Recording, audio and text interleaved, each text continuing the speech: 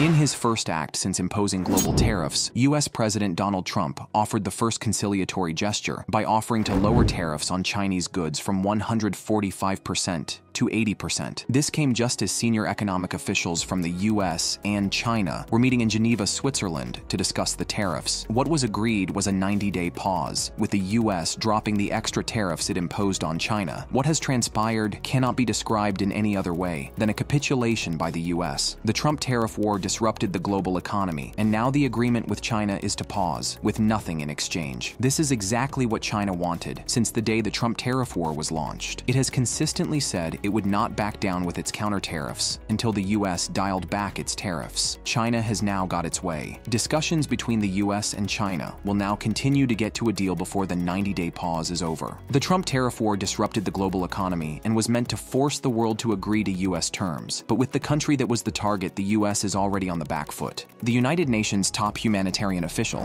Tom Fletcher, who is head of the UN Office for the Coordination of Humanitarian Affairs, briefed the Security Council this week and blasted Israel for deliberately and unashamedly imposing inhumane conditions on Palestinians, including the risk of famine. According to the UN, nearly 500,000 Palestinians are facing possible starvation, living in catastrophic levels of hunger, and 1 million others can barely get enough food. Before starting, I ask you to reflect for a moment on what action we will tell future generations we each took to stop the 21st century atrocity to which we bear daily witness in Gaza.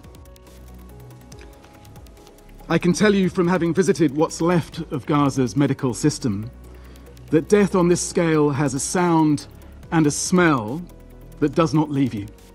For more than 73 days, Israel has blocked all food, water, and medicine from entering Gaza, creating a man-made crisis. Israel responded by blasting the United Nations aid chief for asking the UN Security Council if it would act to prevent genocide in the Gaza Strip. Israel has not only blocked food and aid convoys, but has told its citizens to ransack trucks carrying aid for Gaza, aid that the Strip relies upon. This has been taking place even before the ceasefire agreement. Israeli forces even carried out at least 8 strikes on aid workers' convoys and premises in Gaza since October 7th, even though aid groups had provided their coordinates to the Israeli authorities to ensure their protection. U.S. President Donald Trump in his first foreign trip visited the Middle East, but he didn't check in with Israel. In the first foreign trip of his presidency, U.S. President Donald Trump visited Saudi Arabia, the UAE, and Qatar. Donald Trump made clear why he was visiting the region. His visit to the oil-rich nations was to agree investment deals where the oil-rich sheikhs invest in the U.S., and also agree to major defense deals which will bring money to U.S. defense corporations. Trump returned to Washington with a number of major deals, including a $600 billion